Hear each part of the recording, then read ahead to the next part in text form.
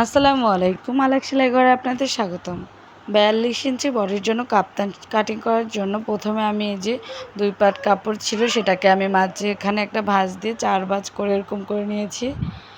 তারপর এখানে ২.৫ ইঞ্চি চওড়া আর ৪ ইঞ্চি লম্বাতে আমি গলার শেপটা দিয়েছি। তারপরে এখানে তো হাতার কোনো কাটিং নেই, কারণ হাতার তেমন সেলাইও নেই।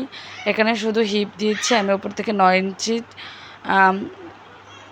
লম্বা ৯ ইঞ্চি লম্বা হিপে একটা দাগ টেনে নিয়েছি। তারপর উপর থেকে ফিতাটা ধরে আমি এখানে ২১ ইঞ্চিতে একটা দাগ টেনে নিচ্ছি। ২১ ইঞ্চি লম্বা দিয়েছি কোমরের।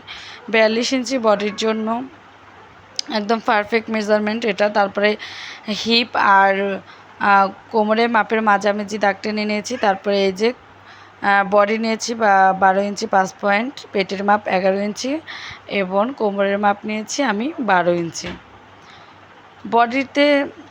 বডিতে ভাগ করলে ৪ ভাগে ভাগ করলে যা আসে তার থেকে ১.৫ ইঞ্চি করে নিয়েছি বডির মাপ, বেশি করে নিয়েছি। পেটের মাপ ১ ইঞ্চি আর ১.৫ ইঞ্চি হচ্ছে কোমরের মাপ, বেশি নিয়েছি। তারপর এখানে নিচ থেকে ৮ ইঞ্চি খোলার সাইড রাখবো। ৮ ইঞ্চি দাগ টেনে এরকমভাবে স্কেল বা ফিতা স্কেলের সাহায্যে আপনারা দাগগুলো মিলিয়ে নেবেন।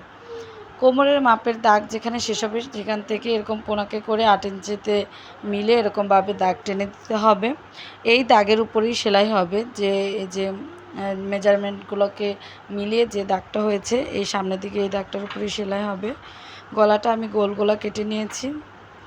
তারপরে এটা সামনের এই সাইডেও দাগটা টেনে নিতে হবে, কারণ সেলাইয়ের জন্য ওই দাগটা খুবই প্রয়োজন। দুই পাশের দাগ না থাকলে সেলাইটা ঠিক হবে না, তাই আমি দাগগুলো মিলিয়ে নিচ্ছি বোঝার সুবিধার্থে। তারপরে এই যে নিচ থেকে এই পাশেও খোলা সাইডের ৮ ইঞ্চি দিয়ে তারপরে এই যে কোনাকে করে এরকম স্কেলের সাহায্যে কোনাকে করে দাগগুলো মিলিয়ে নেবেন। যেখানে দাগগুলো আমি মিলাচ্ছি এই দাগটাই শুধু সেলাই হবে, আর মাঝখানে পেটের মাপের কাছে রাবার বা ফিতা অ্যাড করলেই কাপ্তান পুরা রেডি। শুধু গলাটা সেলাই করতে হবে আর উপরের দুই পাশের এটা আর পুরা রাউন্ড দিয়ে ভাঁজ করে সেলাই করতে হবে।